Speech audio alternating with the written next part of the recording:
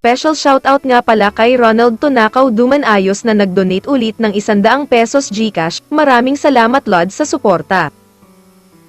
Shoutout muna tayo kay Dave Matthew, especially Lana, Marks Eco, Nelmar Eco, Ray Fugo, Teofisto Jr. Abadais, Adonis Jr. Lamarda, Jel Garcia, Densho Magalpak, Dennis Legaspi, Jommel Ogorda, Jason Elauria, Johnny Paraasi, Joselito Cinco, Alex Jeronimo, Adrian Dumanquez, Fred Peña, Alfie Pangan, Alfred Ian Palgo, Jing Koy, Ferdinand, Ramon Madiado, Frederick Di Mailig, Mike Best Video, Mike Belarman ng Quezon City, Joel Sandoy.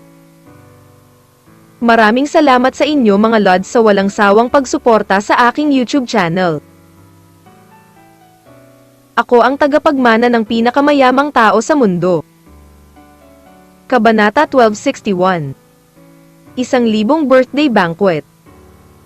Nang makita ni Kevin na tila nag-aalangan ang driver, may bakas ng galit ang sumilay sa kanyang mga mata, at sumimangot siya at sinabing, "Nag-aalangan ka rito. Sabihin mo lang kung ano ang mayroon ka." Ayos ito. Bahagyang tumango ang driver.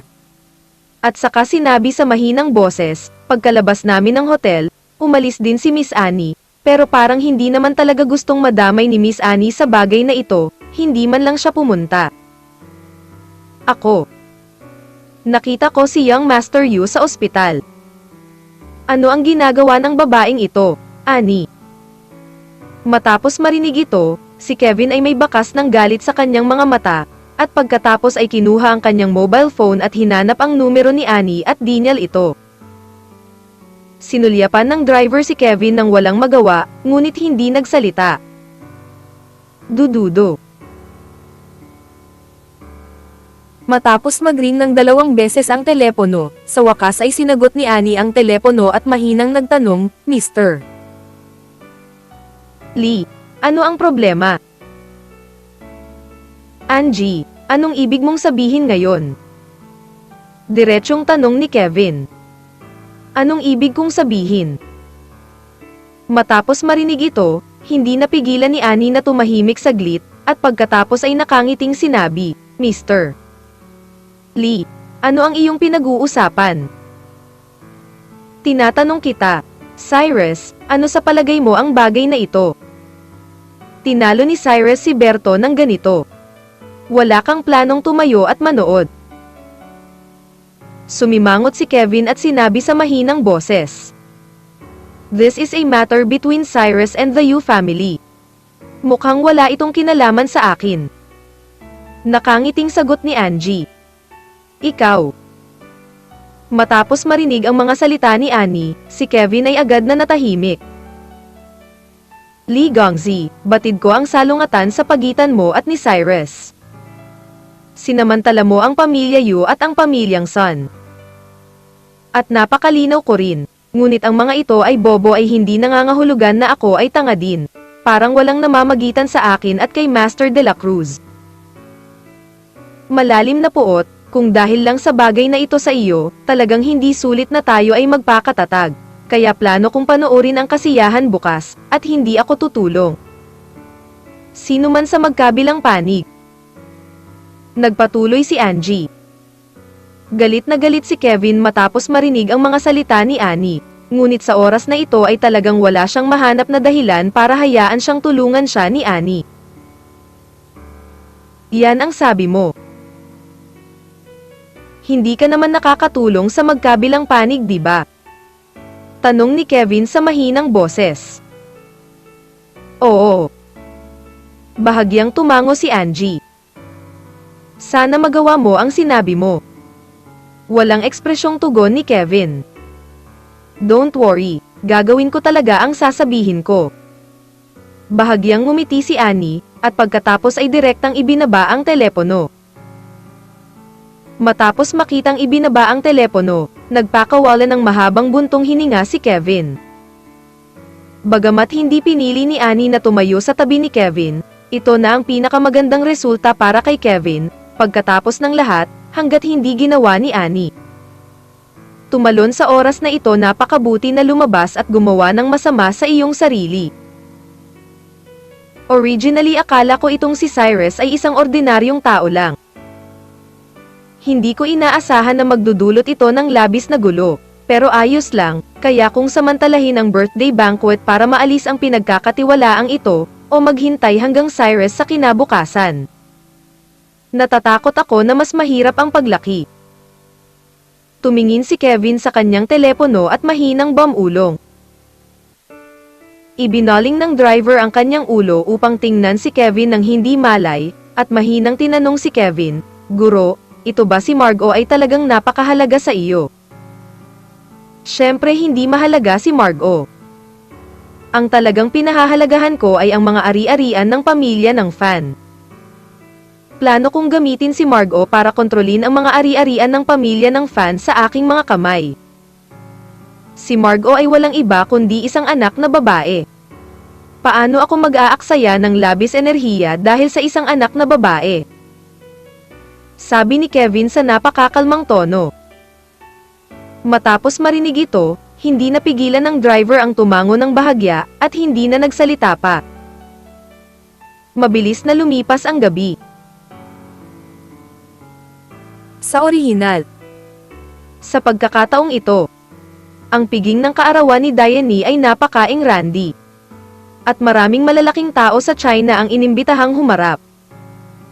At pagkatapos ay idinagdag ang usapin sa pagitan ni Cyrus at Berto, na humantong sa mas maraming tao na nag-iisip kung ano ang huling piging sa kaarawan. Paano ito naging? Ang talagang pinapahalagahan ng lahat ngayon ay hindi ang piging sa kaarawan ni Diane. Ngunit ang pakikibaka sa pagitan ng maalamat na Master de la Cruz ng Jiangnan Province at ng pamilyang Li, ng Sun Family at ng pamilya Yu. Siyempre, sa kasalukuyan, ang karamihan sa mga tao ay umaasa pa rin tungkol sa tatlong pangunahing pamilya. Pagkatapos ng lahat, ang tatlong pangunahing pamilyang ito ay kumakatawan sa pinakamataas na antas ng tatlong larangan, at si Cyrus ay isang tao lamang. Ikaw, Master de la Cruz mula sa Soulbury City, ay pinakasikat sa Soulbury City, ngunit ito ay Quezon City. Kaya iniisip ng lahat na sa pagkakataong ito ay mas mapalad si Cyrus kaysa sa mabuti. Kung talagang matalino si Cyrus, dapat siyang magmadali at umalis ngayon sa Quezon City. Ngunit walang ideya si Cyrus na umalis ngayon. Kung talagang balak ni Cyrus na umalis, hindi na sana pupunta si Cyrus sa Quezon City sa simula, at talagang imposibleng gumawa ng anuman kay Berto. Ang dahilan kung bakit pumunta si Cyrus dito ay ang plano niyang hawakan ang lahat. Kahit na ang pamilya ng Fan ay sikat sa pamilya ng martial arts. Sa katunayan, ang mga mapagkukunang pinansyal na kontrolado ng pamilya ng Fan ay napakaganda pa rin. At ang bilang ng mga kumpanya sa ilalim ng pamilya ng Fan ay napakatakot din, ngunit dahil ang pamilya ng Fan ay medyo mababa. Kaya mga taong talagang nakakakilala sa Fan family hindi gaanong. Pero hindi kilala ng mga ordinaryong tao ang pamilya ng Fan, pero alam na alam ito ng mga totoong upper class. Sa pagkakataong ito, nagdaos si G. Fan ng isang malaking piging sa manor ng pamilyang Fan, at halos 10,000 tao ang dumalo sa piging ng kaarawan. Ito lamang ay sapat na upang makita kung gaano kakilakilabot ang lakas ng pamilyang Fan. Bagamat ang pamilya ng Fan ay handa pa rin ng husto. Dahil talagang limitado ang espasyo. Walang paraan para makatanggap ng napakaraming panauhin ng sabay-sabay. Na humahantong sa maraming bisitang papasok sa manor at nag-aalok ng mga reg-along pagbati, at pagkatapos makipagkita kay Mr. Fan. Tapos diretso siyang umalis, at yung talagang makakatuluyan at makakain ay yung mga malalaki talaga. Nang dumating sina Cyrus at Margot sa Fangia Manor, natagpuan nila na ang kalsada sa harap ng Fangia Manor ay nakaharang. At lahat ng uri ng mga mamahaling sasakyan ay dumarating at umalis, at posible na makahanap ng anumang sasakyan na maaaring nakasakay dito. Bilyonaryo silang lahat. Nakita rin ni Cyrus ang maraming sasakyan na may mga plaka ng gobyerno sa mga sasakyang ito. At hindi niya maiwasang mapabuntong hininga sa kanyang puso na talagang napakalawak ng mga koneksyon ni Diane. At nang lumitaw sina Cyrus at Margot, maraming tao ang nakatutok kay Cyrus. Si Master de la Cruz kaya ng Soulbury City ang batang ito. Mukhang hindi, ito dapat ang driver ni Margot. Oo, sa tingin ko ang batang ito ay mukhang ordinaryo, hindi siya kamukha ni Master de la Cruz ng Soulbury City. Marami nang narinig ang lahat tungkol kay Cyrus, kaya pagkatapos makita si Cyrus, pakiramdam nilang lahat ay may malaking agwat sa pagitan ni Cyrus at ng rumored son ni Cyrus sa Soulbury City. At walang pakialam si Cyrus kung ano ang pinag-uusapan ng ibang tao, at direktang inakay si Margot sa pintuan ng manor at lumakad. Kabanata 1262. Huwag kang maglakas loob na pumasok. Ngunit nang papasok na si Margot sa manor, bigla siyang huminto, tumingin kay Cyrus at sinabing, "Cyrus, gusto mo ba talagang pumasok?" "Siyempre papasok ako." Tumingin si Cyrus kay Margot at bahagyang tumango. "But I'm really worried, these people are waiting to deal with you now. Otherwise I think it's better, wag na tayong pumasok at bumalik sa Soulbury City, okay?" Kinakabahang sabi ni Margot kay Cyrus. Dapat mong malaman na si Margot ay hindi nakatulog buong gabi kagabi, dahil pakiramdam niya ay masyadong nakakatakot ang mangyayari ngayon. Kapag nakapasok na si Cyrus sa manor na ito ay karaniwang walang pinagkaiba sa pagpapadala sa kanya sa kamatayan. Bagamat nabawi na ng kasalukuyang Margot ang kanyang memorya, wala siyang gaanong alam tungkol sa lakas ni Cyrus. Sa palagay niya, kahit na magmana si Cyrus ng malaking halaga ng mana, paano ito? Ang mga taong nasa tapat ay mga kalaban tulad ng Pamilya Lee, Pamilya Sun, at Pamilya Yu. Ngayon kahit tingnan mo ang buong China, wala masyadong tao ang naglalakas loob na kalabanin ang malalaking pamilyang ito. Huwag kang mag-alala, ang mga taong ito ay hindi nangangahas na tratuhin ako ng ganito. Mahinang sabi ni Cyrus kay Margot. Hoy!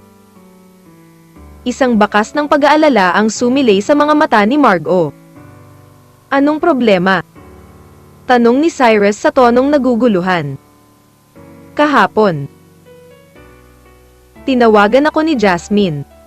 At sinabi niya sa akin na sa pagkakataong ito ay malapit ka nang mamatay. At ang Pamilya Yu ay nagpasya na ipaghiganti si Berto.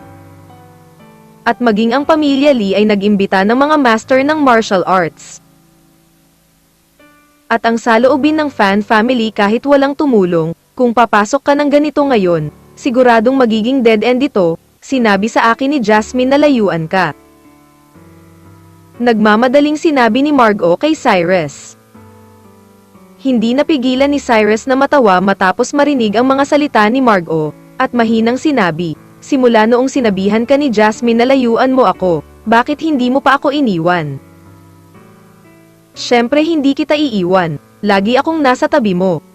Nagmamadaling sinabi ni Margot kay Cyrus. At hindi napigilan ni Cyrus na mapangiti pagkatapos marinig ang mga salita ni Margot, at pagkatapos ay mahinang sinabi. Dapat mong malaman na hindi na ako ang dating ako, at poprotektahan ko ang iyong kaligtasan. Hindi ako sasaktan. Ikaw. Alam kong napakalakas mo ngayon, ngunit sa palagay ko ay hindi natin kailangang labanan ang mga taong ito ng direkta. Maaari tayong bumalik muna sa Soulbury City, at pagkatapos ay maghintay hanggang sa tamang oras para gawin ito. Sabi ni Margot kay Cyrus na may pag-aalalang ekspresyon. Matapos makita si Margot na labis na nag-aalala sa kanyang sarili. Si Cyrus ay medyo naantig pa rin, kaya iniunat niya ang kanyang kamay at niyakap si Margot sa kanyang mga bisig, at pagkatapos ay mahinang sinabi, "Margot, huwag kang mag-alala, mayroon ako. Ang aking sariling plano, kahit sino pa ang party ngayon, walang paraan para pigilan tayong dalawa na magkasama." Matapos marinig ang mga salita ni Cyrus, hindi mapigilan ni Margot na matigilan sandali. Pagkatapos ay dahan-daang itinaas ang kanyang ulo at sumulyap kay Cyrus, ang kanyang magagandang mata ay puno ng emosyon. Sa oras na ito, alam ni Margot sa kanyang puso na ang lahat ng ginawa ni Cyrus ay para sa kanyang sarili. Matapos marinig ang sinabi ni Cyrus, naantig si Margot bukod pa sa naantig. Alam niya sa kanyang puso na ang ginawa ni Cyrus ay dahil sa kanyang sarili. Mas gugustuhin ni Cyrus na ipagsapalaran ang kanyang buhay para makapasok sa Fan Family Manor na ito, para lang mailabas ang sarili sa Fan Family. Kaya ngayon ay wala siyang mahanap na dahilan para pigilan si Cyrus na pumasok sa manor. Okay, since Cyrus, gusto mong pumasok, then I'll go in with you. Tiningnan ni Margot si Cyrus ng mariin at sinabi, "Don't worry, walang mangyayari sa ating dalawa. Ang Fan Family ay hinding-hindi gagawa ng anuman sa ating dalawa."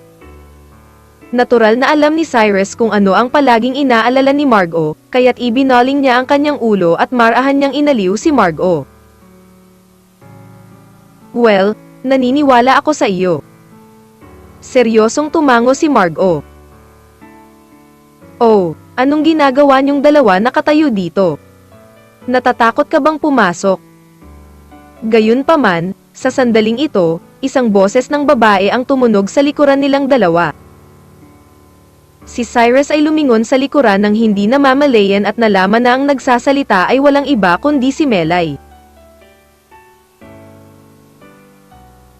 Nakilala ni Cyrus ang isang babae na nagngangalang Melay noon, kaya wala siyang magandang impresyon sa isang babae na nagngangalang Melay. At laking gulat din ni Melay nang marinig niyang binali ni Cyrus ang mga binti at paa ni Berto. Paano niya naisip na si Cyrus, na mukhang malambot at mahina, ay may masamang ugali? Ang kanyang mga binti at paa ay bali. Sadyang masayang-masaya pa rin si Melay sa kanyang puso, dahil alam niyang mas malaki ang gulo, hindi ito matatapos ni Jasmine sa huli. Ito talaga ang gusto niyang makita. Dahil wala kang lakas ng loob na pumasok, bilisan mo at umalis. Nabalitaan ko na may balak ang pamilya yun na makipag-ayos sa iyo. Nagpatuloy sa pagsasalita ng kakaiba si Melay matapos makitang hindi nagsasalita si Cyrus. At bahagyang sinulyapan ni Cyrus si Melay, at pagkatapos ay sinabing blanko, "Ipinapayo ko sa iyo na itikom mo ang iyong bibig para sa akin. Kung hindi, pagsisisihan kita sa buong buhay mo." Nang marinig ni Melay ang mga salitang ito, isang sandali ng takot ang sumilay sa Yuan Shen. Dahil alam niya na simula nang sabihin ito ni Cyrus, talagang naglakas loob siyang gawin ito. Pagkatapos ng lahat, si Cyrus ay naglakas loob na talunin ang isang tulad ni Berto. Matiim na pinandilitan ni Melay si Cyrus, pagkatapos ng walang sinasabi, dumiretso siya sa manor. Matapos makapasok sa mansyon, lumingon si Jasmine at sinulyapan si Cyrus, at pagkatapos ay nagmura sa kanyang puso. "Hindi mo na kailangang maging mayabang ngayon, gamaan ang pakiramdam mo sa ilang sandali." Kinuha ni Cyrus ang maliit na kamay ni Margot at pumasok sa manor. Si Arniel ay nakatayo sa pintuan upang tanggapin ang mga panauhin. Nang makita ni Arniel si Cyrus, bahagyang nagbago din ang ekspresyon ng kanyang mukha, ngunit ngayon ay hindi na siya nang ahas na magkusa na akitin si Cyrus, dahil alam niya ang background ni Cyrus sa kanyang puso. Kahit na hindi si Cyrus ang kalaban ng tatlong malalaking pamilya ngayon, hindi siya magiging tanga para saktan si Cyrus ngayon. Higit pa rito, nag-utos na si Diane. Hindi pwedeng makialam ang pamilya Fan sa mga gawain ni Cyrus at ng tatlong malalaking pamilya.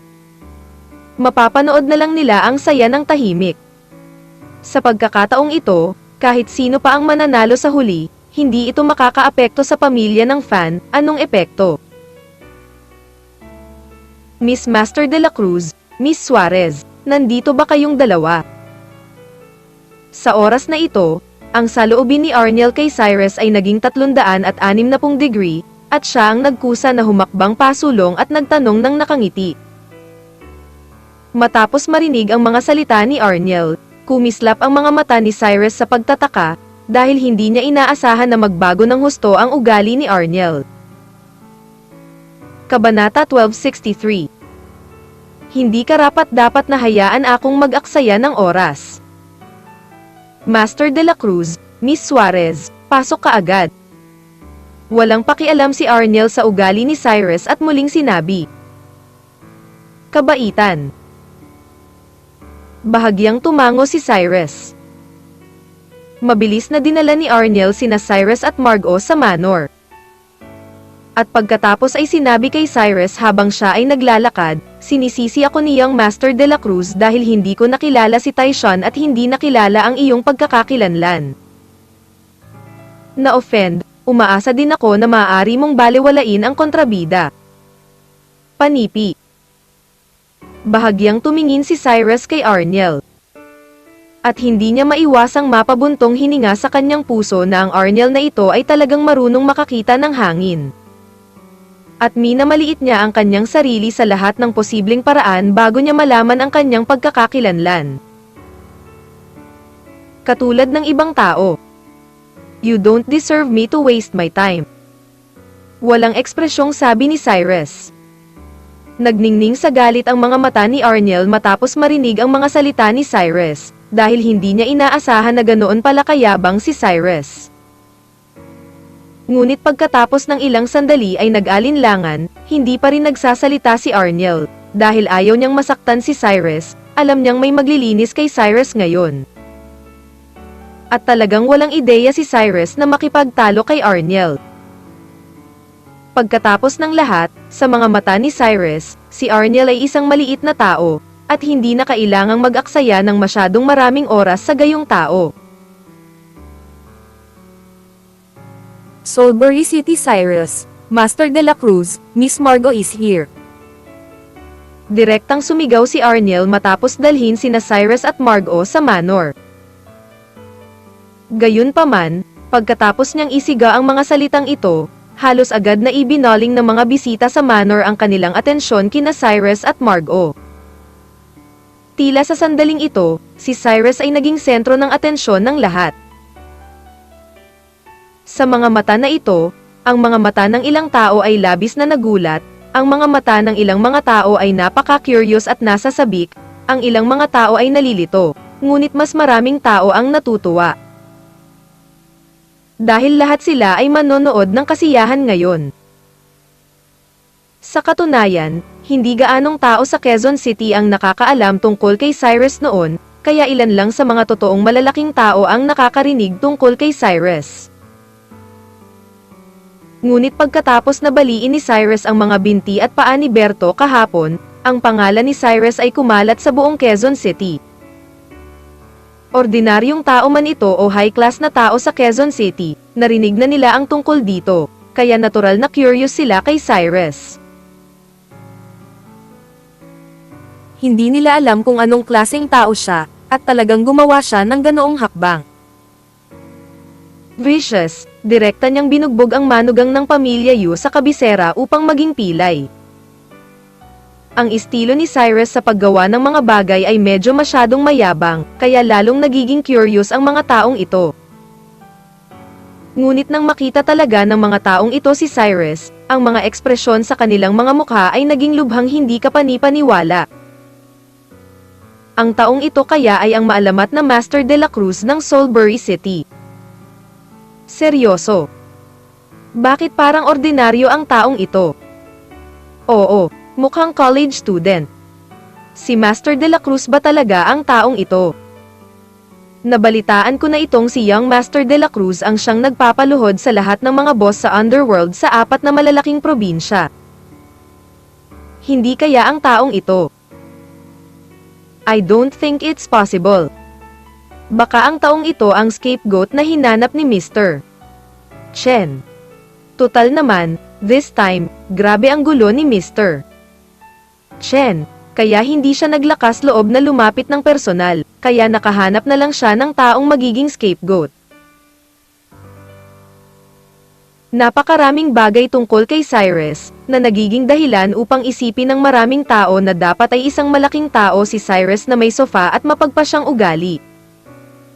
Ngunit ibang-iba ang imahe ni Cyrus sa imahe ni Master de la Cruz na naisip sa kanyang isipan. Gayunpaman, marami ring talakayan tungkol sa pagkakakilanlan ni Cyrus. Iniisip ng ilang tao na tiyak na ipinanganak si Cyrus sa isang malaking pamilya, at iniisip ng ilang tao na kailangang may tulong ng ibang tao sa likod ni Cyrus. Lahat ng uri ng chismis meron, ngunit wala sa kanila ang tunay na nakakumbinsi. Narinig ko na si Mr. Chen ay kamangha-mangha. Maging ang mga taong tulad ni na Jonathan at Thomas mula sa Jiangnan Province ay kanyang mga nasasakupan. Dapat mong malaman na sina Jonathan at Thomas ay sikat na sa China, at kaya nilang gawin ang mga ganoong tao.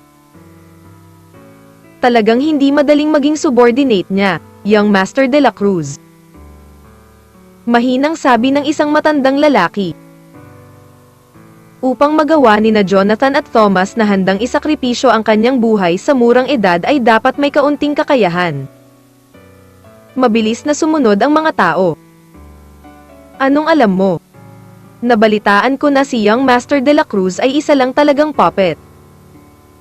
Sa sandaling ito, isang tao ang hamarang sa talakayan ng karamihan.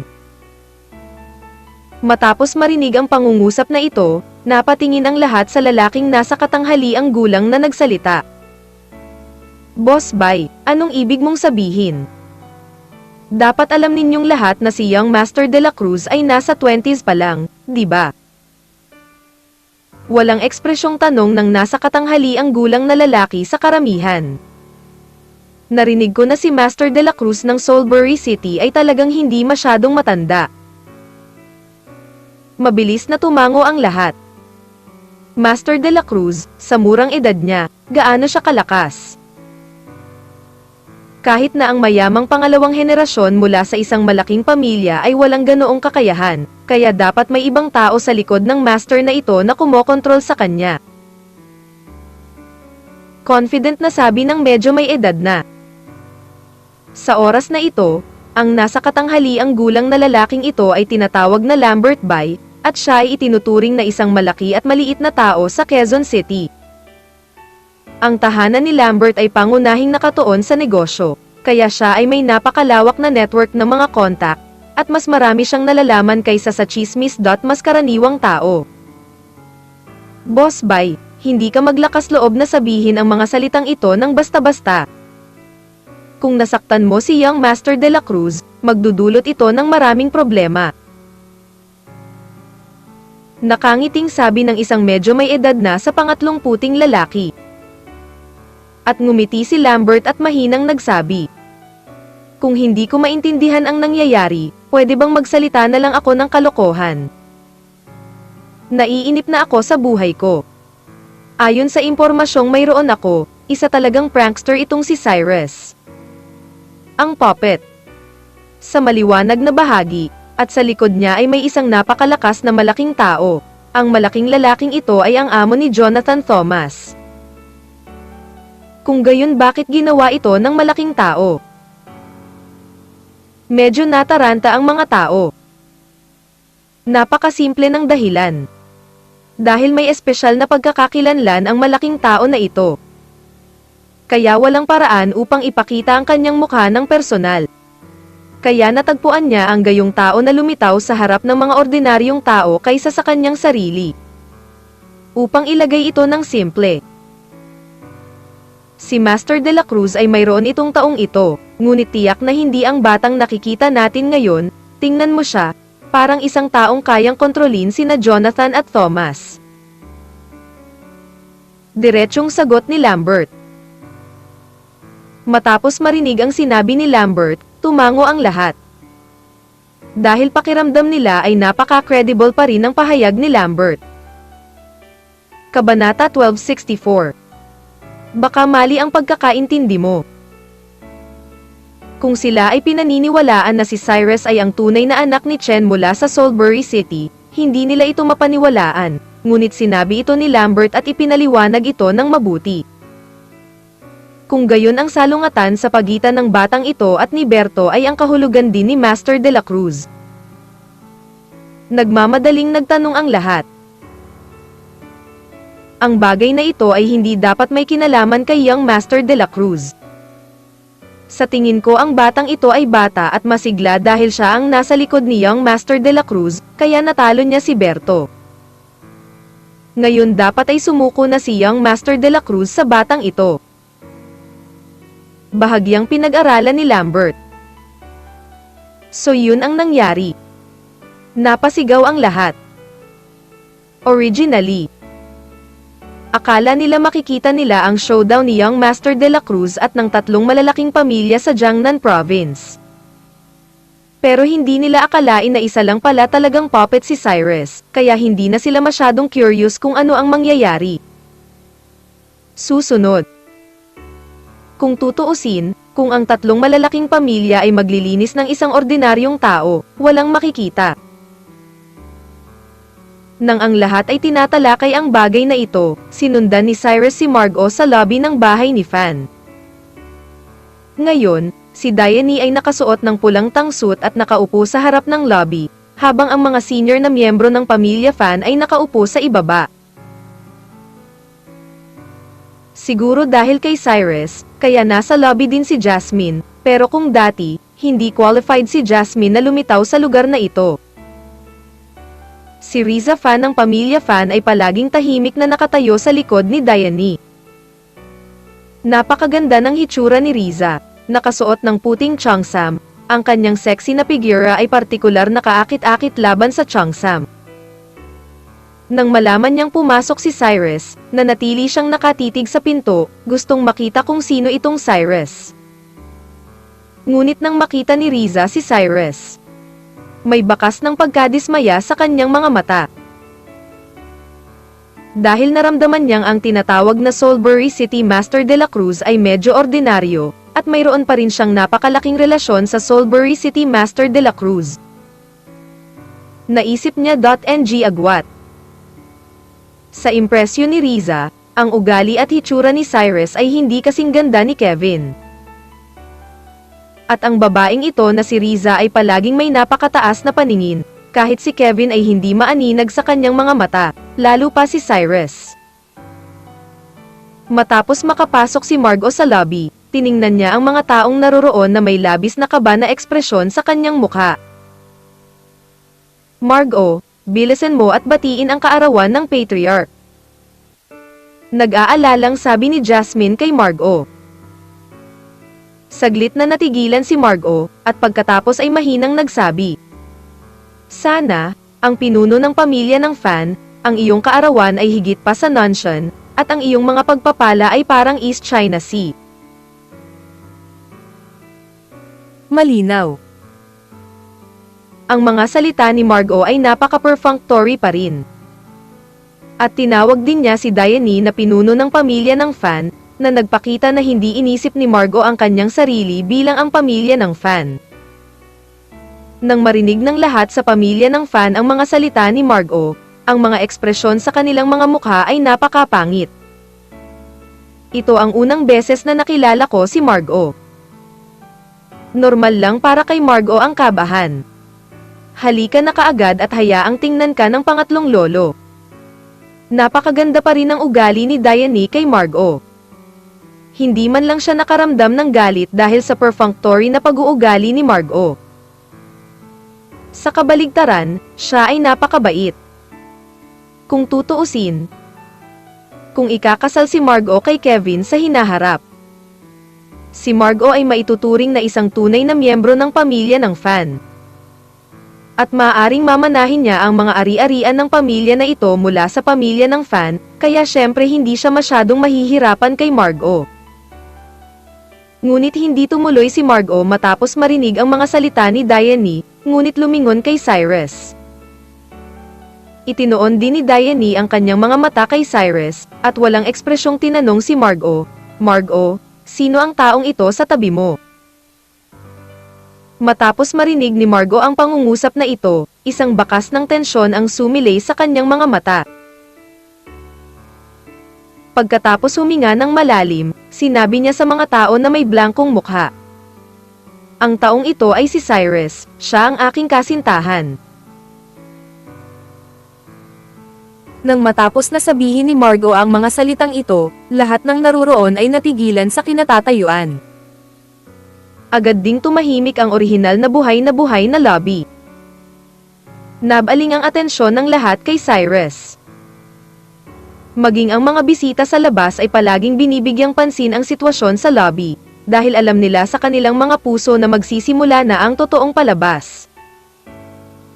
Huminga ng malalim si Diane, may bakas ng displeasure na sumilay sa kanyang mga mata, at mahinang sinabi, "Margot, naalala ko na parang wala kang marriage contract, tama?" Hindi basta-basta ginagamit ang titulo ng fiancé. "May kontrata ako kay Cyrus, fiancé ko siya."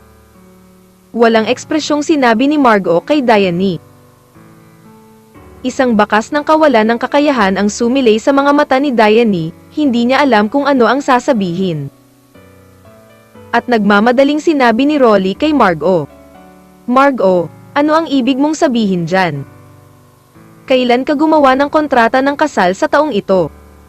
Ang ilang mga bagay ay hindi para sa iyo na sabihin ng basta-basta. Hindi mo ako kilala at hindi mo alam na normal lang na magkaroon ako ng marriage contract, di ba?"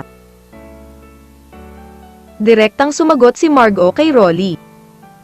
"Nakipagtipan ka ba sa taong ito sa pahintulot ng pamilya ng Fan natin? Nakuha mo ba ang pahintulot ng iyong ina?" Malakas na tanong ni Rolly. "Ang aking ina ay si Jennifer, at ang aking ama ay si William." Silang dalawa ay pumayag na.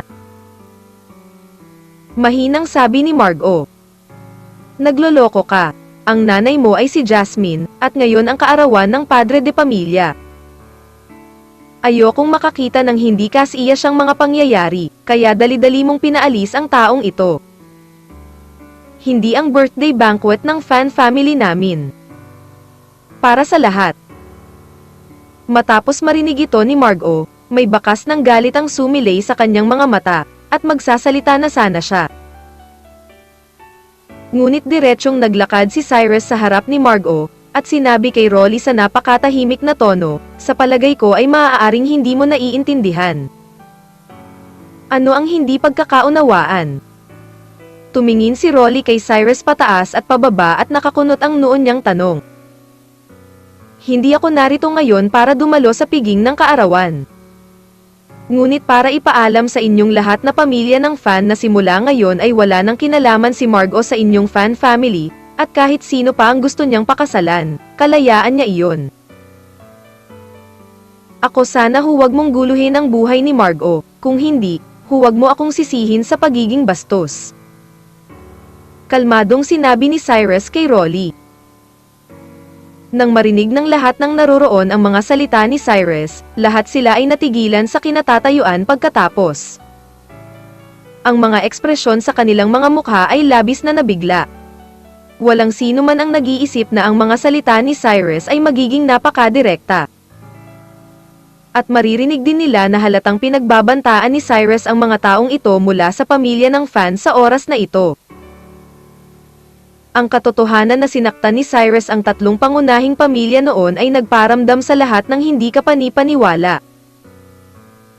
Ngunit hindi nila akalain na si Cyrus ay maglalakas loob na banta ang pamilya ng Fan sa oras na ito. Hindi ba talaga nag-aalala si Cyrus na magsanib puwersa ang fan family sa tatlong malalaking pamilya para harapin siya? Kabanata 1265. Ita Boy. Saan nakuha ni Cyrus ang tiwala niya? Oo, nasaktan na niya ang tatlong malalaking pamilya. Ngayon ay dapat niyang pasayahin ang pamilya ng fan. Hindi ko talaga alam kung ano ang iniisip nitong Cyrus. Maaring baliw itong si Cyrus. At si Rolly ay nanginginig din sa galit sa mga salita ni Cyrus, nakatitig kay Cyrus na may labis na galit na ekspresyon sa kanyang mukha. Kung tutuusin, napakataas pa rin ang status ni Rolly sa pamilya ng fan, pangalawa lamang sa ulo ng pamilya, si Diane. Walang sino man ang nang-ahas na magsalita sa kanya ng ganito. Ngunit direktang sinalungat ni Cyrus ang kanyang sarili sa pambungad na ito, na nagparamdam kay Rolly na napakawalanjiya, hindi pa banggitin na napakaraming tao ang nanonood sa oras na ito. Anak, anong ibig mong sabihin? Kinagat ni Rolly ang kanyang mga ngipin at sinigawan si Cyrus sa mahinang boses. At napangisi si Cyrus at sinabing may blankong mukha. Ano ang ibig kong sabihin? Hindi mo ba alam kung ano ang nasa puso mo? Nasabi ko na ang sinabi ko ngayon. Kung hindi mo pa rin marinig ito ng malinaw, ito ay ang talino mo.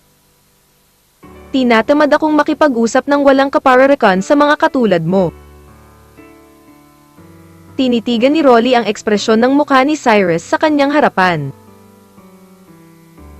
Dahil nalaman niyang tila hindi sineseryoso ni Cyrus ang kanyang sarili mula sa simula hanggang sa huli, at ang kanyang pananalita ay napakadirekta, at wala siyang kahit ano.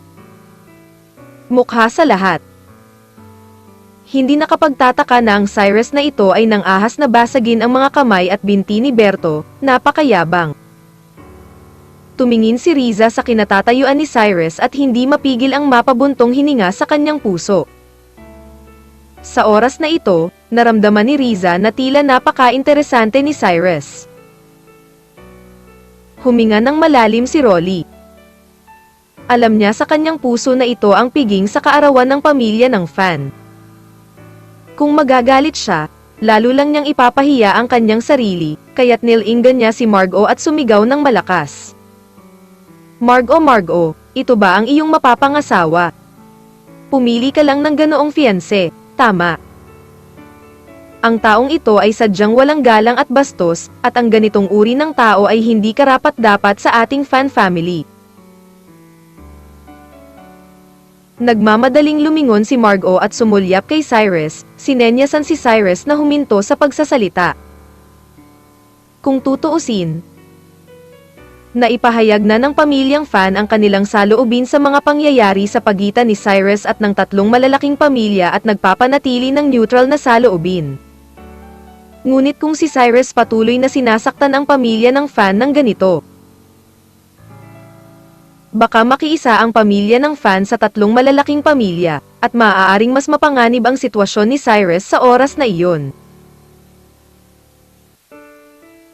Gayunpaman, pagkatapos marinig ang mga salita ni Rolly, ang mga mata ni Cyrus ay kumislap sa pang-aalipusta, at humakbang siya pasulong at walang ekspresyong sinabi. Ito ay hindi hihigit sa isang maliit na pamilya ng fan, ano ang napakahusay, ano ka bang pamilya ng fan sa harap ko?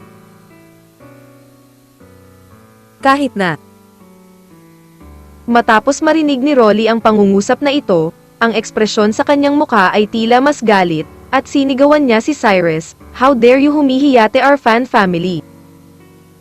Paano mo mapapahiya ang pamilya ng fan mo?" Ngumisi si Cyrus, at pagkatapos ay nagpatuloy. Hindi mo ba alam kung ano ang nangyayari sa pamilya ng iyong fan ngayon? Kung hindi dahil kay Diane, isang dalubhasa sa martial arts, na suportahan ng iyong pamilya ng fan, ang iyong pamilya ng fan ay maaaring nabawasan sa isang mahabang panahon ang nakalipas.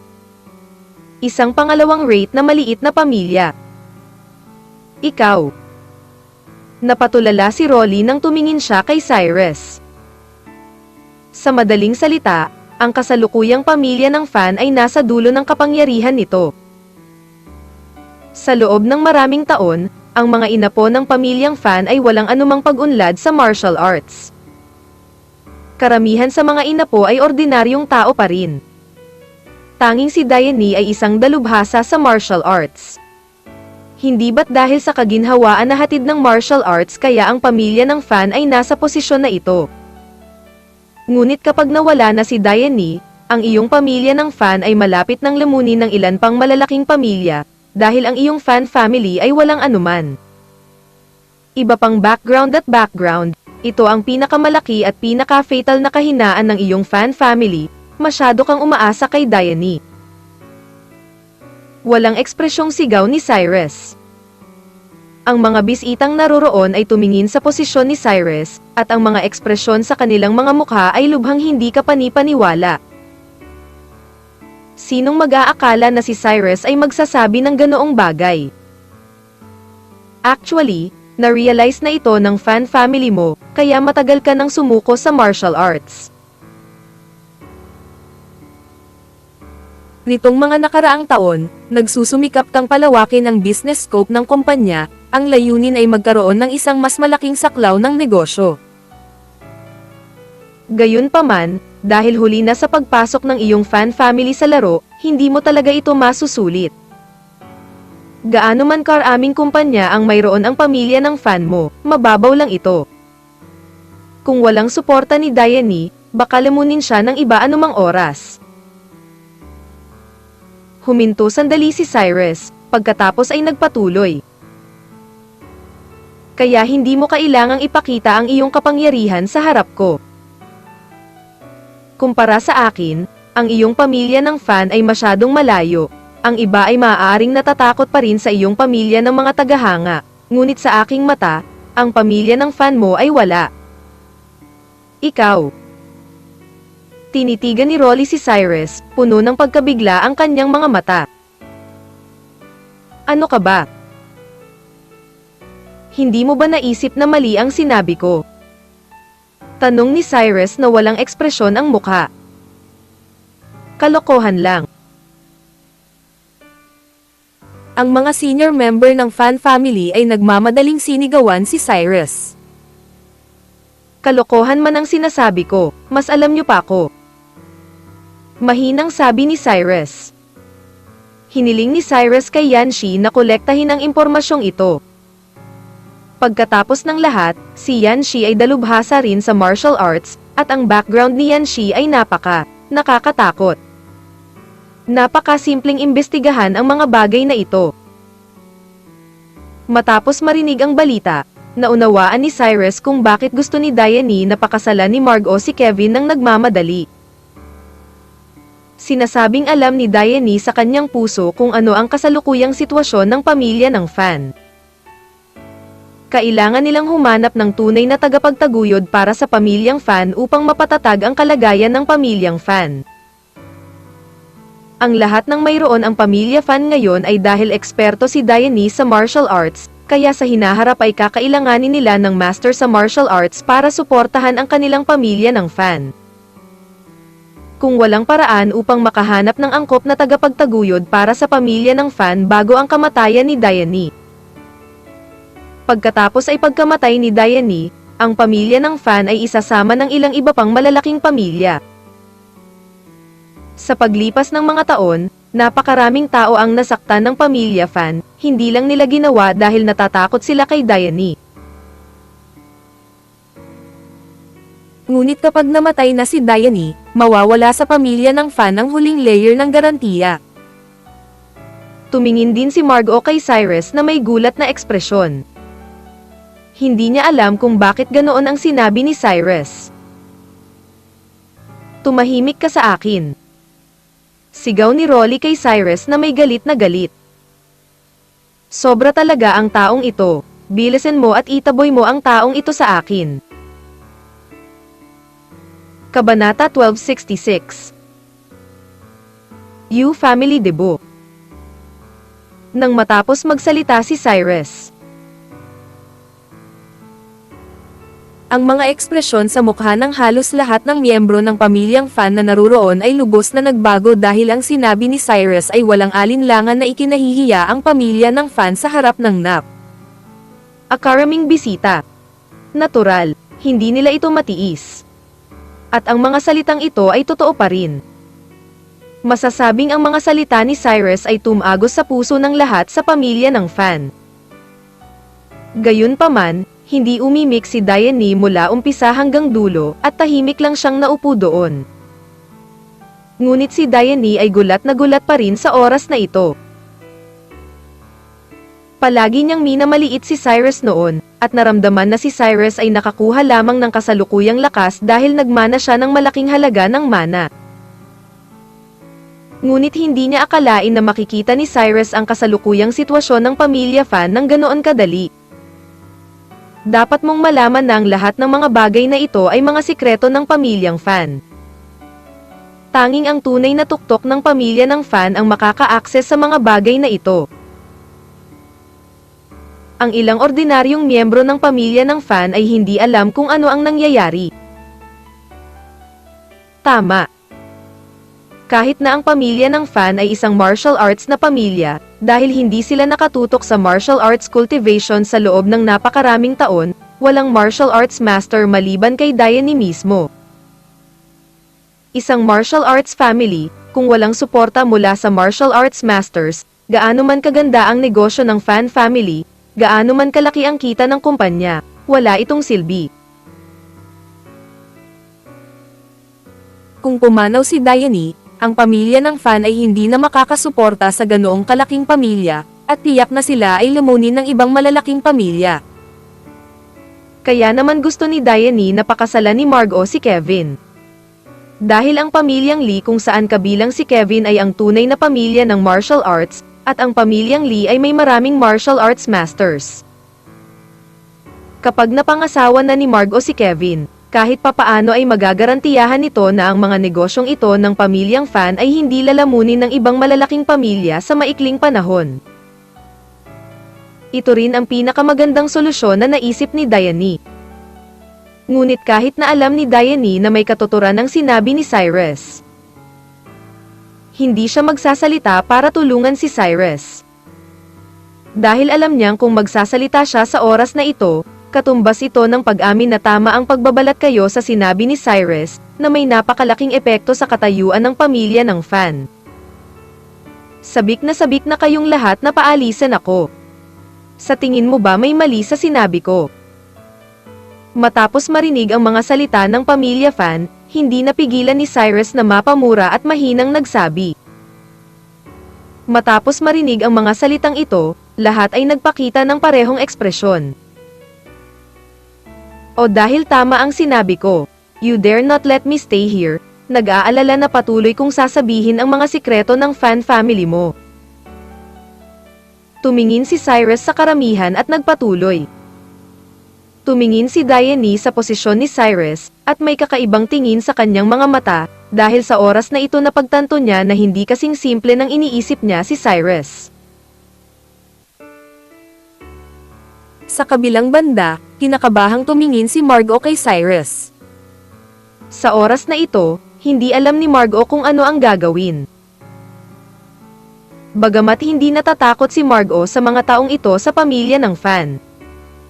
At ayaw niyang magkaroon ng anumang relasyon sa mga taong ito sa pamilya ng Fan sa hinaharap.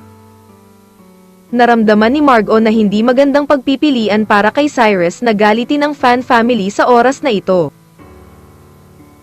Kung tutuusin, ang kasalukuyang Diane still here, ang energy ng Fan family ay nakakatakot pa rin. Kung kailangang harapin ng Fan family si Cyrus, mas lalo itong magpapagulo. Anak, tama man o mali ang sinabi mo ay walang kinalaman sa pamilya ng Fan natin, at hindi rin ito magkakaroon ng epekto sa pamilya ng Fan natin. Gusto kitang paalisan ngayon lang para sa ikabubuti mo. Pero dahil hindi no anyway, maghintay ka lang dito, malapit na ang pamilya Yu, gusto kong makita kung paano mo ipaliwanag sa pamilya Yu ngayon. Alam ni Rolly na kung magpapatuloy siya sa pakikipagtalo kay Cyrus, Lalo lamang itong magpapasama sa pamilya ng fan, at ang mga taong talagang gustong makipag-deal kay Cyrus ngayon ay hindi ang pamilya ng fan nila, kundi ang tatlong pangunahing pamilya. Sa makatuwid, hindi na kailangang mag-aksaya ng oras si Rolly kasama si Cyrus dito. Ang pamilya Yu ay hindi kasing ganda ng pamilya ng fan mo sa paningin ko. Sumagot si Cyrus kay Rolly nang may paghamak. At hindi napigilan ni Rolly na mapangiti pagkatapos marinig ang mga salita ni Cyrus, at mahinang nagsabi, "Anak, sana maging mayabang ka kahit sandali." Pagkatapos sabihin ito, si Rolly ay hindi na nagpatuloy sa pakikipag-usap kay Cyrus, ngunit nagsimulang aliwin ang iba pang mga bisita. Walang ekspresyon na tiningnan ni Diane ang posisyon ni Cyrus. Sa oras na ito, puno ng pagdududa at pagkalito ang kanyang mga mata, dahil alam na ni Cyrus na haharapin siya ng mga tao ng tatlong malalaking pamilya, kaya bakit pupunta si Cyrus? Paano tungkol sa pagdalo sa isang birthday party? Saan nagmula ang kumpiyansa ni Cyrus, at kanino siya nakinig sa sinabi ni Cyrus ngayon lang? Malabo na naramdaman ni Diane na hindi ganoon kadali si Cyrus. Kahit papaano ay masasabi ni Cyrus ang sakit na punto ng pamilya fan, na hindi isang bagay na magagawa ng sinuman. Gayunpaman, sa sandaling ito, may biglang ingay sa labas. Matapos marinig ang ingay, lumingon ang lahat upang tumingin sa pasukan ng lobby, at isang malaking grupo ng mga tao ang direktang naglakad patungo sa kinaroroonan ng lobby. Napaka-temperament ng taong naglalakad sa harapan, at ang pangit din ng ekspresyon ng mukha niya. "Boss Yu, nandito ka ba?" Matapos makita ni Rolly ang nasa katanghaliang gulang na lalaki, nagmamadali siyang lumapit sa nasa katanghaliang gulang na lalaki at sumigaw ng nakangiti. "Boss Fan, long time no see." Walang pakialam na sumagot si Brendan kay Rolly. Pagkatapos ay diretsyong naglakad sa harap ni Diane, at mahinang sinabi, "Mr. Fan, batiin kita ng maligayang kaarawan kaysa kay Nanshan. Espesyal na dinalhan kita ng regalo ngayon, at sana ay hindi mo gagawin. Hindi ayaw." Pagkasabi nito, iwinagayway ni Brendan ang kanyang kamay. Nakita ko ang isang grupo ng mga bodyguard na may bitbit na malaking Buddha na gawa sa purong ginto sa lobby. Laking gulat pa rin ang mga ekspresyon sa mukha ng lahat matapos makita ang gininto ang Buddha na ito. Kung tutuusin, ang gininto ang Buddha na ito ay higit sa 1 metro ang taas at tumitimbang ng daan-daang kilo. Tinatayang dapat itong nagkakahalaga ng hindi bababa sa 10-10 milyon. Bagamat lahat ng mga taong naroroon ay mayayaman, ito ang unang pagkakataon na nakakita sila ng ganoong kalaking gintong Buddha. May puso si Boss Yu. Hindi napigil ang mapangiti ni Diane matapos makita ang gintong Buddha na ito, at mahinang sumagot. Huminga ng malalim si Brendan, pagkatapos ay tumingin kay Diane at nagpatuloy. "Mr. Fan, ngayon ang piging ng iyong kaarawan, may ilang mga bagay na hindi ko dapat hinarap ngayon, ngunit ang aking anak ay nabugbog sa isang lumpo. Ay hindi na ako makatiis, at sana ay bigyan ako ni Mr. Fan ng panahon para harapin ang aking mga personal na gawain. Nanghihinayang din ako na nangyari ang ganoon kay Young Master Yu. Boss Yu, huwag mag-atubiling gawin ang anumang gusto mo." Dahil tumanggap na si Diane ng mga regalo mula sa iba, walang dahilan para pigilan siya. Kabanata 1267. Huwag kailanman isa puso. Kung tutuusin, ayaw talaga ni Diane na masangkot sa bagay na ito. Gustong guluhin ni Brendan si Cyrus, at wala siyang pakialam dito. "Salamat, Mr. Fan, sa iyong pag-unawa." Mabilis na sumagot si Brendan.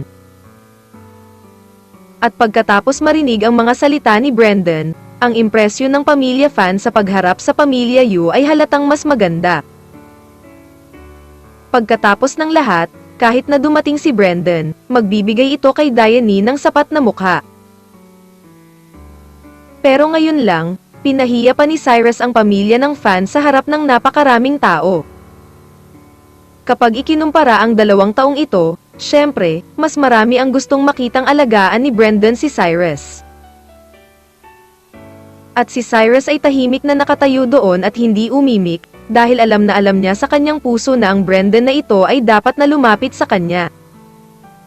Kung hindi, nang matanggap ni Brendan ang pagsang-ayon ni Diane, dumiretso siya sa kinatatayuan ni Cyrus, at pagkatapos tingnan ang taas-baba sa mga mata ni Cyrus, blanko siyang nagtanong, "Ikaw si Cyrus, tama ba?"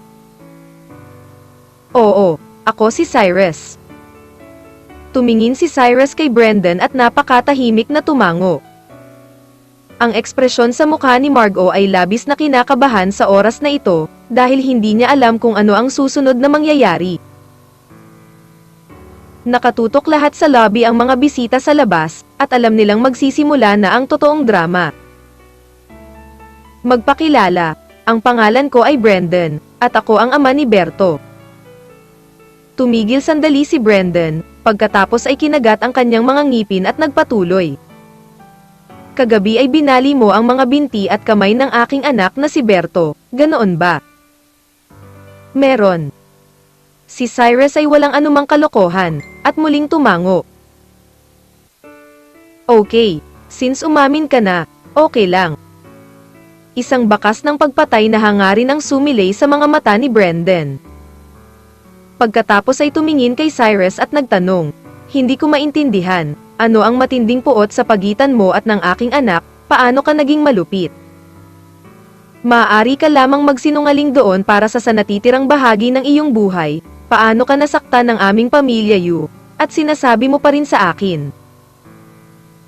"Hindi ako nasaktan ng iyong pamilya Yu, ngunit sinaktan ako ni Berto." Walang pakialam na sumagot si Cyrus, at pagkatapos ay nagpatuloy. "Si Berto ay nagdisenyo para i-frame ako at gustong galitin ako ng kusa, ngunit hindi ko akalain na hindi ko sila kalaban, at binali ko ang magkabilang binti at paa ng direkta. Para lang magturo. Isang leksyon si Berto. Turuan si Berto ng leksyon." Pagkaraang marinig ito ni Brendan, ang ekspresyon sa kanyang mukha ay tila lalong nagagalit, nagngangalit siya at sumigaw. "Kailan ka ba kailangan ng ating pamilyang Yu para turuan ako ng leksyon? Hindi maganda ang aral ng sarili mong anak, syempre matuturuan kita ng leksyon." Binigyan na kita ng mukha sa pamilya Yu this time. Walang ekspresyong sabi ni Cyrus. "Naibigay mo na sa amin ang mukha ni Yu."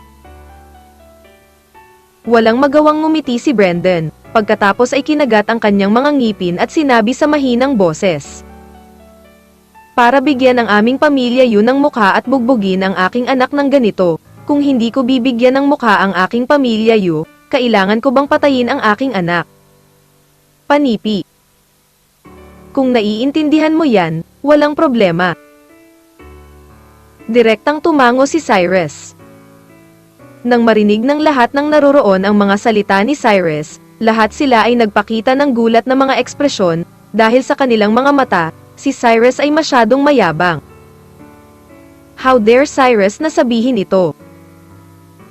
Oo, hindi ko talaga alam kung ano ang iniisip nitong Cyrus. Sa tingin ko itong si Cyrus ay talagang baliw, ganap na baliw.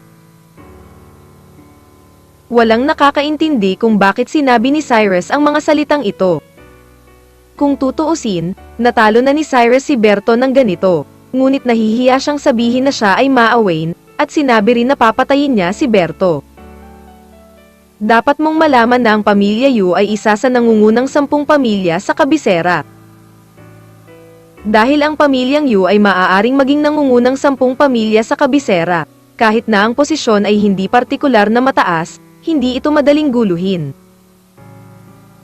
Masdan mo man ang buong China, wala masyadong tao ang naglalakas loob na magsabi ng ganyan, kahit ang pamilya ng top 10 na pamilya sa kabisera. Ngunit naglakas loob si Cyrus na sabihin ito sa harap ng napakaraming tao, na sapat na upang patunayan na hindi sineseryoso ni Cyrus ang pamilya Yu, o si Cyrus ay isang baliw. Kung hindi, walang paraan para sa isang normal na tao na sabihin ang ganoong bagay. At ang mga salita ni Cyrus ay malinaw na nagtulak kay Brendan sa isang dead end. Sa orihinal, dahil sa background ni Cyrus, si Brendan ay maaaring makahanap ng isang kompromiso na solusyon upang malutas ang problemang ito. Ngunit nang matapos ang mga salita ni Cyrus, maaari lamang piliin ni Brendan na manatili kay Cyrus. Tumingin si Brendan kay Cyrus at huminga ng malalim. Pagkatapos ay kinagat ang kanyang mga ngipin at sinabi sa mahinang boses. Bakit ito Quezon City? Hindi Salisbury City. Huwag mong isipin na ikaw ay tunay na walang talo sa mundo kung mayroon kang isang maliit na impluwensya sa Salisbury City. Ang aming pamilyang Yu ay hindi matatalo. Hindi ito isang nangungunang malaking pamilya. Ngunit mayroon itong ilang impluwensya sa China, kaya dapat mong bigyan ng aming pamilya yun ng paliwanag para sa bagay na ito, kung hindi, hindi kita papakawalan ng madali. Matapos marinig ni Cyrus ang mga salita ni Brendan, isang bakas ng panghahamak ang sumilay sa kanyang mga mata, at pagkatapos ay mahina niyang sinabi. Paano kung hindi ako payagan ng iyong pamilyang Yu? Papatayin mo ba ako? Ang iyong pamilyang Yu ay tila hindi. Upang magkaroon ng kakayahang gawin ito, tama ba? Hindi nakaimik si Brendan nang tanungin ang mga salita ni Cyrus, at ang ekspresyon ng kanyang mukha ay nakakahiya din. Tinitigan niya si Cyrus at hindi alam kung paano sasagot. Pagkatapos ng lahat, alam ni Brendan na pinatay ni Cyrus si Oliver sa simula, kaya alam niya na hindi ganoon kadaling pakitunguhan si Cyrus. At lahat ng naroroon ay umiling ng walang magawa, dahil pakiramdam nila ay hindi dapat maging mayabang si Cyrus kahit na may background siya. Dapat mong malaman na ang pamilya Yu ay hindi ganoon kadaling guluhin. Ito ay isang napakakahanga-hangang bagay na magkaroon ng ganoong tagumpay sa lugar na iyon sa kabisera. Hindi bababasa ang mga taong ito na naroroon ay hindi nang ahas na saktan si Brendan. Higit pa rito, ang ina at lolo ni Berto ay sikat din sa mga politikal na bilog. Kapag ang mga taong ito ay talagang gustong linisin si Cyrus, kahit anong uri ng impluwensya ang kanilang gamitin, maaari nilang gawin si Cyrus na hindi makalaban. Kahit na hindi niya kayang patayin si Cyrus sa huli, siguradong mababayaran niya si Cyrus ng napakabigat na presyo. Sa makatuwid, ang mga taong ito na naroroon ay hindi masyadong naiintindihan ang diskarte ni Cyrus. Kung sila iyon, tiyak na hindi nila haharapin ang problemang ito sa ganitong paraan. Mababa lang ang tingin mo sa pamilya Yu natin, di ba? Sa tingin mo ba hindi ka kayang tratuhin ng Yu family natin ng ganyan? Walang ekspresyong tanong ni Yu Cheng kay Cyrus. Oo. Minamaliit ko lang ang pamilya Yu mo, at hindi ko pa naisapuso ang pamilya Yu mo. Napakatahimik na tumanggo si Cyrus. Kabanata 1268. Nandito na ang pamilya Wen. Huminga ng malalim si Brendan at sinabi sa mahinang boses, Okay, pero sinasabi ko sa iyo, hindi lang ang pamilya Yu namin ang gustong makipag-deal sa iyo ngayon. Kung sa tingin mo ay hindi sapat ang aming pamilya Yu, idagdag mo sila. Tingnan kung paano ito nangyayari. Nang matapos ang mga salita ni Brendan, nakita niya ang isang malaking grupo ng mga tao na naglalakad patungo sa lobby. Ang naglalakad sa unahan ay isang lalaking nasa katanghaliang gulang na nakasuot ng salamin, pambihira ang ugali ng lalaki, at hindi siya ordinaryong tao sa unang tingin. Gayunpaman, nang lumitaw ang nasa katanghaliang gulang na lalaking ito, lahat ng naroroon ay nagpakita ng gulat na ekspresyon. Pamilya Wang pala. Bakit pumunta dito ang pamilya Wang?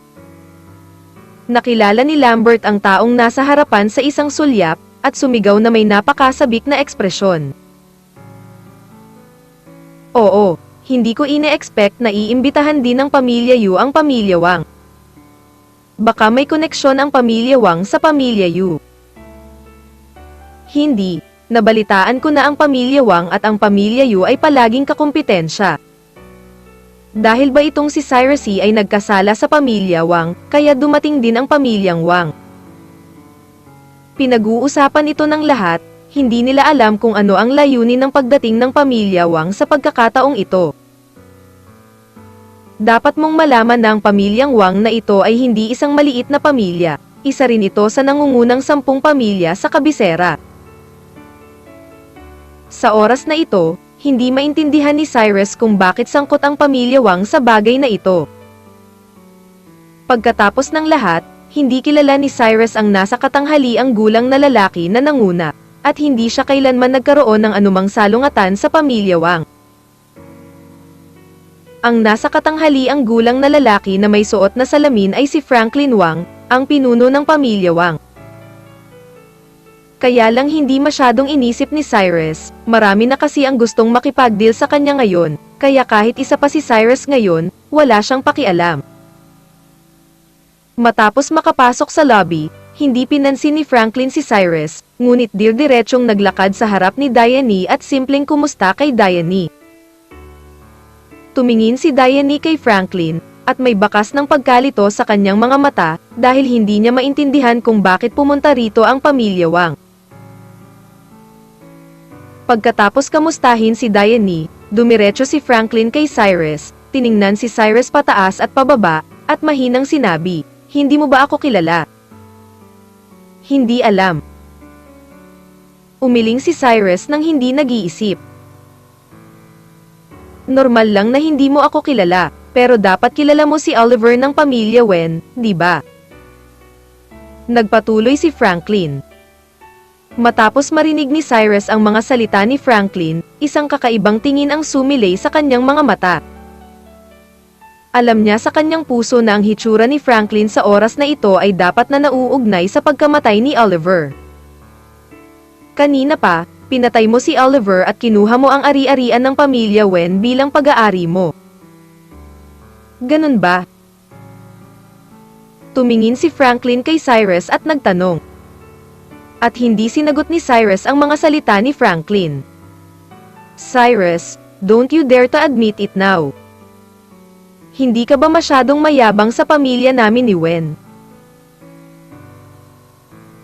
Sa sandaling ito, isang binata ang lumabas mula sa likuran ni Franklin. At ang binatang ito ay walang iba kundi si Charlie. Matapos makita si Charlie, alam ng lahat na ito ay totoo. Ngunit ang mga ekspresyon sa kanilang mga mukha ay labis na nagulat. Dahil si Oliver ay isang master ng martial arts. Kung si Oliver ay talagang pinatay ni Cyrus, kung gayon ito ay nagpapatunay din na ang lakas ni Cyrus ay maaaring mas mataas kaysa sa mga masters ng martial arts. Hindi nakakagulat na ang Cyrus na ito ay napakayabang, kaya siya ay isang master ng martial arts. Imposibleng ganyan ang batang martial arts expert. Bakit imposible? Kung hindi dahil sa pagiging expert niya sa martial arts, paano siya magiging mayabang? Nag-usap ulit ang crowd. At itinuro ni Charlie si Cyrus at sumigaw. Itong si Cyrus ang nagpabeya sa isang babae na pumatay sa ulo ng aming pamilya Wen. Pumunta ako ngayon kay Cyrus para ayusin ang account. Hindi dapat kasama mo ang babaeng iyon ngayon, tama ba? Tingnan natin kung paano nakaalis si Cyrus dito. Matapos marinig ang pangungusap na ito, naunawaan ng lahat na si Oliver ay hindi pinatay ni Cyrus, ngunit inutusan ni Cyrus ang iba na pumatay, kaya ito ay maipaliwanag. Charlie, pinakawalan kita noong nakaraan, ngunit hindi ko inaasahan na maglalakas loob kang hanapin ka sa pagkakataong ito. Hindi mo talaga mababago ang iyong tae. Walang ekspresyong sinabi ni Cyrus kay Charlie. Sinong pinapagalitan mo? Nang marinig ni Charlie ang mga salita ni Cyrus, isang bakas ng galit ang sumilay sa kanyang mga mata, at humakbang siya pasulong upang magsimula, ngunit pinigilan ni Franklin. Oliver, Mabait si Kuya Wen sa akin noon, pero pinatay mo siya, kaya pumunta ako dito ngayon para humingi ng paliwanag sa'yo. Walang ekspresyong sinabi ni Franklin kay Cyrus. Matapos marinig ang pangungusap na ito, naunawaan ng lahat ng naroroon kung ano ang nangyayari. Napag-alaman na mayroon ding kontradiksyon sa pagitan ni Cyrus at Franklin. Sa ilang sandali, naramdaman ng lahat na maaaring talagang malas si Cyrus sa pagkakataong ito. Kung tutuusin, ang tatlong malalaking pamilya ay napakahirap ng pakitunguhan, ngunit sa oras na ito, mayroong isa pang pamilyang Wang, at ang pamilyang Fan ay hindi nagpahayag ng kanilang posisyon. Ngunit sinaktan lang ni Cyrus ang pamilya ng Fan. Sa ganitong paraan, si Cyrus lamang ay katumbas ng pananakit sa 5 malalaking pamilya. Kahit na tingnan mo ang buong China, ang 5 malalaking pamilyang ito ay nakakatakot na mga buhay. Kahit na may background si Cyrus, talagang imposibleng maging kalaban ng 5 malalaking pamilyang ito. At bahagyang sinulyapan ni Cyrus si Franklin, na may napakamapanghamak na ekspresyon sa kanyang mukha, at sinabing blanko, narito ka ba talaga upang maghiganti para kay Oliver? May iba pa bang dahilan? Sa tingin mo guguluhin kita ng walang dahilan? Wala ako sa mood magsayang ng oras sa'yo. Sa oras na ito, halatang mukhang matuwid at kahanga-hanga si Franklin. At ngumiti si Cyrus ng mapang-asar, at mahinang sinabi, matagal na mula noong insidente ng pamilya Wen, at naalala mo lang na maghiganti sa akin, hindi ba huli na ang lahat? Hindi ko alam ang tungkol dito noong panahong iyon, at kamakailan ko lang nalaman ang tungkol dito. Mabilis na sabi ni Franklin. Kung balak mo talagang maghiganti para sa Padre de Pamilya Wen. Bakit hindi mo ako pinuntahan noong nasa pamilya ako ni Wen? Bakit hindi mo ako pinuntahan noong nasa Bihang City ako? Pumunta ka dito. At this time. Ako, nagkataon lang ba talaga ang lahat ng ito? Huminto sandali si Cyrus, pagkatapos ay hindi na binigyan ng pagkakataon si Franklin na magsalita, at sinabing may blankong mukha. Nakita mo lang ang isang tao na sumusubok sa akin, kaya tumayo ka, at hindi ka para sa ang kapakanan ng pamilya Wen. Para makaganti, gusto mo lang makuha ang mga ari-arian ng pamilyang Wen, kung tama ang hula ko, matagal mo na itong napag-usapan ni Charlie, di ba? Kabanata 1269. Ilan ang tao? Matapos marinig ni Franklin ang mga salita ni Cyrus, isang bakas ng kahihiyan ang sumilay sa kanyang mga mata, at ibinuka niya ang kanyang bibig at sumigaw, tumigil ka sa pagsasalita ng walang kapararakan dito. Sa tingin mo ay napakatalino mo. At sa tingin mo ito ang pinakaangkop na oras para gawin ko ito ngayon, ngunit sa katunayan, hindi mo alam kung gaano ka katanga, at pagbayaran mo ang iyong mga aksyon. Walang ekspresyong sinabi ni Cyrus kay Franklin. Ngayon, hindi sigurado kung sino sa ating dalawa ang magbabayad. Kinagat ni Franklin ang kanyang mga ngipin at sumagot kay Cyrus. Ngunit hindi ipinagpatuloy ni Cyrus ang pagpansin sa kamalayan ni Franklin, at malamig na sinabi. Ito ay walang iba kundi isang tumetalon na payaso, huwag kang mahiya sa harap ko. Sige. Hintayin mo ako. Kinagat ni Franklin ang kanyang mga ngipin at ibinato ang mga salitang ito, at pagkatapos ay dumiretso sa gilid ni Brendan. At sumunod lang si Charlie sa likod ni Franklin. Tumingin si Cyrus kay Charlie, at may bakas ng kawalan ng kakayahan sa kanyang mga mata. Sa oras na ito, maaaring hindi alam ni Charlie na matagal na siyang ginamit bilang isang pawn. Ang pamilya Wen ngayon ay hindi masama sa ilalim ng pamamahala ni Roxanne, at si Charlie ay maaari ding makakuha ng maraming bagay, ngunit si Charlie ay masyadong sakam. Gusto niyang maging pinuno ng pamilyang Wen, kaya nakipagtulungan siya kay Franklin. Ngunit hindi alam ni Charlie na kung nakuha ni Franklin ang pamilyang Wen, maaaring siya ay direktang sipain palabas ng pamilya Wen ni Franklin. Sa oras na iyon, ang kanyang kapalaran ay maaaring 100 beses na mas masahol kaysa sa ngayon. May naitulong ka ba? Nilinga ni Cyrus ang kanyang ulo upang tingnan si Brendan, at mahinang tinanong si Brendan. Cyrus, huwag kang mag-alala, hindi lang tayong dalawa ang gustong makipag-deal sa'yo. Walang ekspresyong sinabi ni Brendan kay Cyrus. Hehe, sige hintayin ko lang, tingnan ko kung ilan ang matatawagan mo ngayon. Nakangiting sagot ni Cyrus. Mr.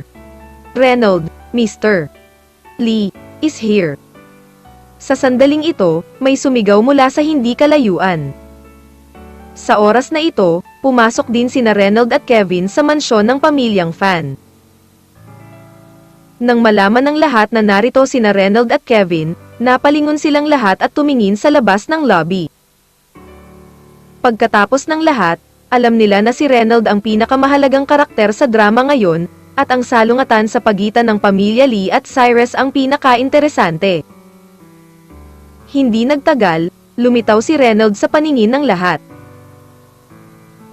Nang lumitaw si Reynold, nagsimulang batiin ng lahat si Reynold.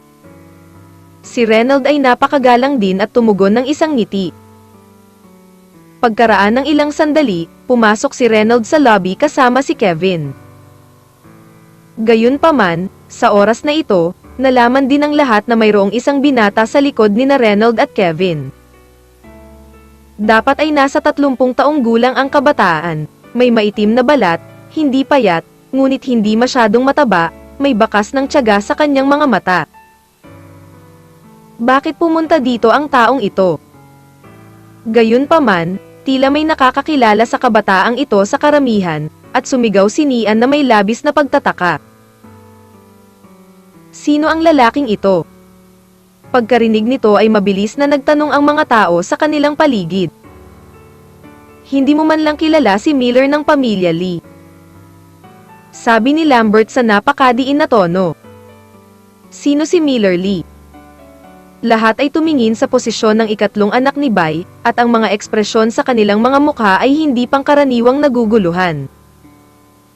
Si Miller ang pinakabatang dalubhasa sa martial arts sa pamilya Lee.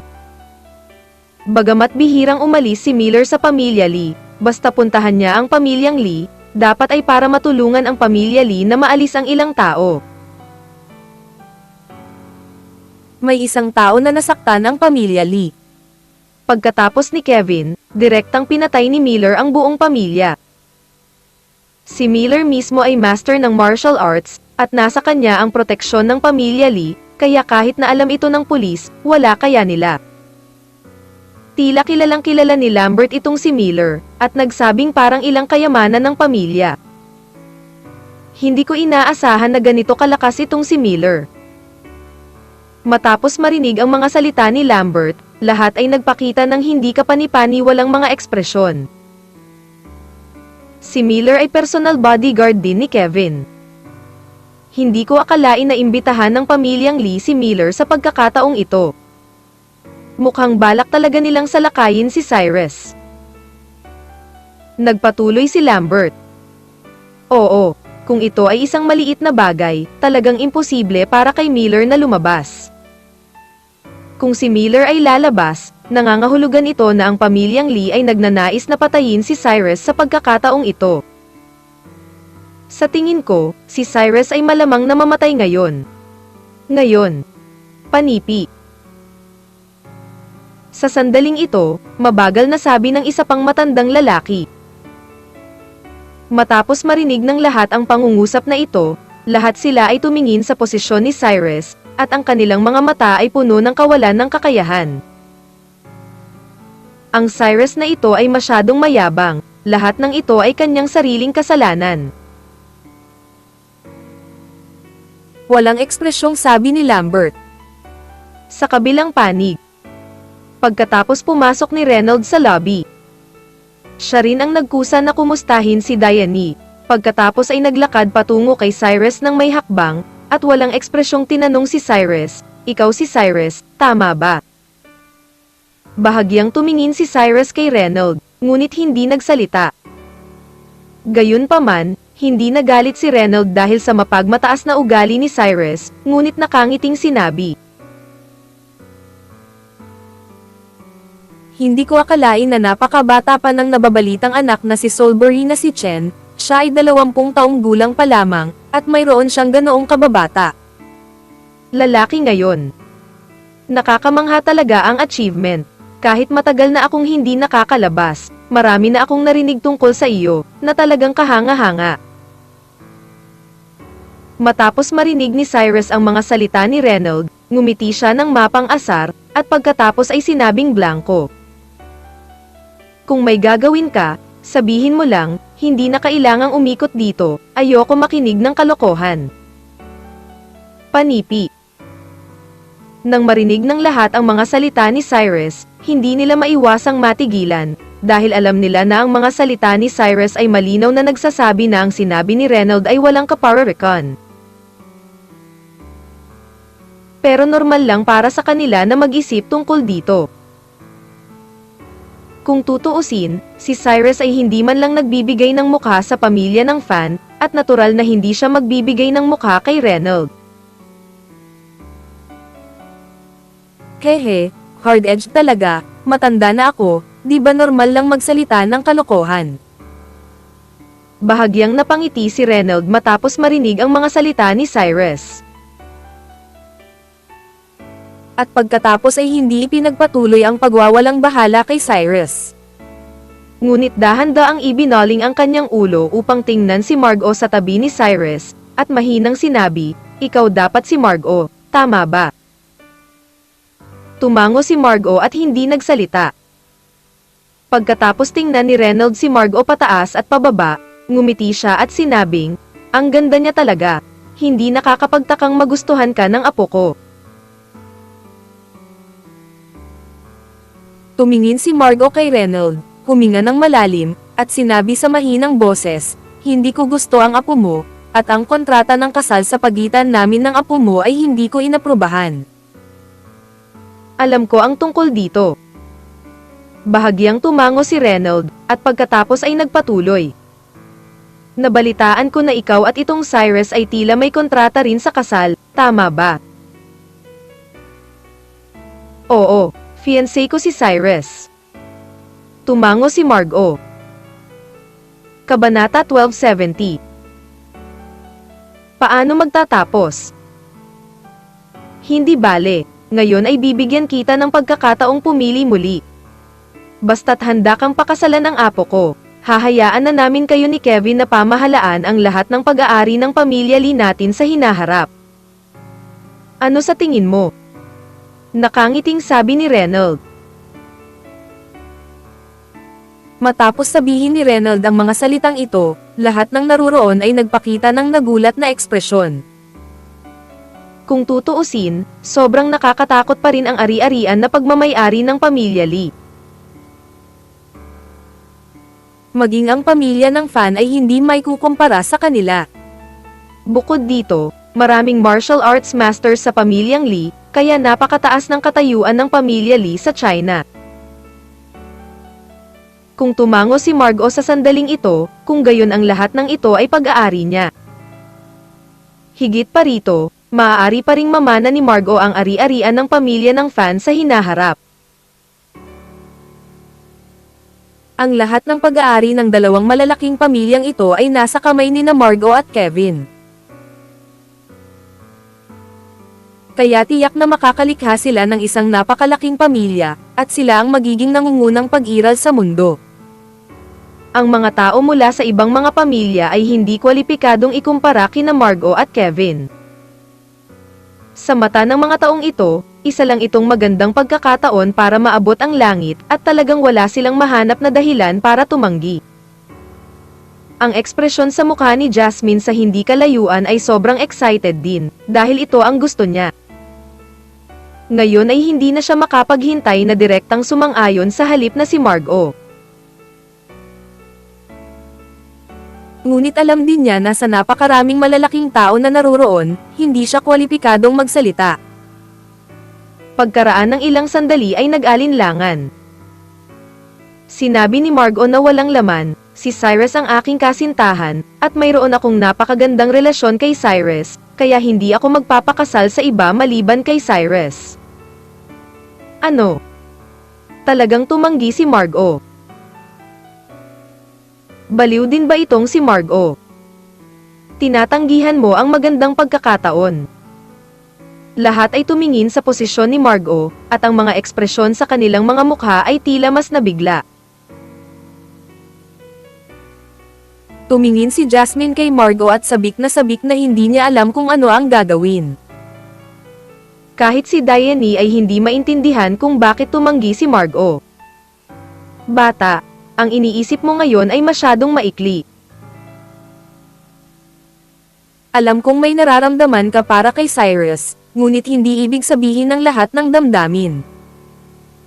Kahit natingnan ng apo kong si Kevin ang buong China, siya ay ang pinakamagandang pag-iral. Kung kayong dalawa ay magkakasama, ang iyong mga tagumpay sa hinaharap ay napakataas, at kung patuloy mong makakasama itong Cyrus, baka maapektuhan ka rin ito, kailangan mong pag-isipang mabuti. Taimtim na sinabi ni Reynold kay Margot. Nakangiti ring tumingin si Kevin kay Margot na parang naghihintay ng sagot ni Margot. Sa isang iglap, lahat ng naroroon ay nakatuon ang kanilang atensyon kay Margot. Pagkatapos ng lahat, hanggat bahagyang tumango si Margot sa oras na ito, maaari nitong baguhin ang buong pattern ng China. Ngunit muling tumanggi si Margot. Sorry, hindi ko gusto ang lalaking ito. Mahinang sabi ni Margot. Napag-isipan mo na ba talaga? Tanong ni Reynold na nakakunot ang noo. Ibinuka ni Margot ang kanyang bibig upang sumagot. Ngunit sa oras na ito, biglang naglakad si Cyrus sa harapan ni Margot, at sinabi kay Reynold na may blankong mukha. Hindi mo ba narinig ang sinabi ng aking nobya kanina? Ano ba? Siya hindi karapat-dapat na makasama ang aking mapapangasawa, kaya huwag kang mahiya dito. Matapos marinig ni Reynold ang mga salita ni Cyrus, isang bakas ng kahihiyan ang sumilay sa kanyang mga mata, at ang ngiti sa kanyang mukha ay agad na natigil. Hindi inakala ni Reynold na magiging napakayabang ni Cyrus, wala siyang sinabi ng walang awa, at hindi niya siniseryoso ang sarili. Pagkalipas ng napakaraming taon, wala pang nakausap si Reynold sa ganoong tono. Sinamantala ni Brendan ang pagkakataong ito at mabilis na humakbang at sinigawan si Cyrus. Bakit ang bastos mo? Kilala mo ba kung sino si Mr. Lee? How dare you talk to his old man like this? Panipi. Oo, si Mr. Lee ay lubos na iginagalang. Kahit saan ito ilagay. Ito ay isang iginagalang na pag-iral. Paano ang isang junior na tulad mo ay magagawang sumalungat sa kalooban, at ang iyong mga matatanda ay hindi nagturo sa iyo kung ano ang ibig sabihin ng paggalang sa matanda? At mahalin ang kabataan, panipi. Sinamantala ni Franklin ang pagkakataong ito at nagmamadaling sumigaw. Oo, masyadong bastos ang taong ito para tratuhin si Mr. Lee ng ganito. Gusto pa rin ng ganyang tao na makasama si Margot, panaginip lang ng hanggal. Bilisan mo at itaboy mo ang taong ito, hindi karapat-dapat ang ganitong klase ng tao na nandito. Kung tutuusin, napakataas ng katayuan ni Reynold. Sa oras na ito, tiyak na maraming tao ang gustong pasayahin si Reynold, kaya sa isang iglap, hindi mabilang na tao ang tumayo at nagsimulang akusahan si Cyrus. At si Cyrus ay tahimik lang na nakatayo doon at nakinig sa mga salita ng mga taong ito, at hindi sinasadyang pabulaanan. Bahagyang tumingin si Diane kay Cyrus. Hindi niya alam kung paano binalak ni Cyrus na harapin ang sitwasyong ito.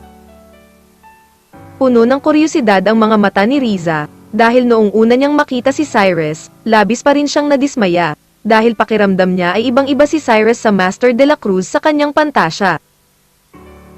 Ngunit ang mapagmataas na pagganap ni Cyrus ngayon lang ay nagparamdam kay Riza na mukhang kawili-wili si Cyrus. Pagkatapos ng lahat, kahit gaano kahusay ang mga tao, wala silang lakas ng loob na masaktan ang napakaraming tao ng sabay-sabay. Ngunit sa oras na ito, maaari pa ring maging kalmado si Cyrus sa harap ng mga taong ito, na nagpapakita na dapat ay mayroon pa ring whole card si Cyrus na hindi na ipakita. Kaya lang hindi maintindihan ni Riza kung ano ang trump card ni Cyrus. Siyempre, may isa pang posibilidad, iyon ay, si Cyrus ay isang baliw, ngunit iniisip ni Riza na hindi dapat maging baliw si Cyrus. Kung talagang baliw si Cyrus, hinding-hindi magkakaroon ng ganoong tagumpay ngayon. Hindi ko talaga alam kung paano balak ni Cyrus na tapusin ang insidenteng ito ngayon. Hindi napigilan ni Riza na mapabuntong hininga sa kanyang puso. Matapos marinig ang mga akusasyon laban kay Cyrus. Si Reynold ay may napakalmadong ekspresyon sa kanyang mukha, at mahinang sinabi kay Cyrus, "Cyrus, alam kong naabot mo na ang posisyong ito sa murang edad, at talagang mayabang ka. Ang maging mayabang at nangingibabaw. Normal na bagay yan, pero dapat pag-isipan mo muna bago maging mayabang, total may mga tao sa labas ng bundok, at hindi ito Salisbury City o Cannon Province, babayaran mo ang iyong kayabangan." Panipi. Kahit na ang mga salita ni Reynold ay kalmado pa rin, alam ng lahat na naroroon na sinabi ni Reynold ang mga salitang ito, na nangangahulugan na binalak niyang salakayin si Cyrus. At si Miller sa likod ni Reynold ay laging handang salakayin si Cyrus.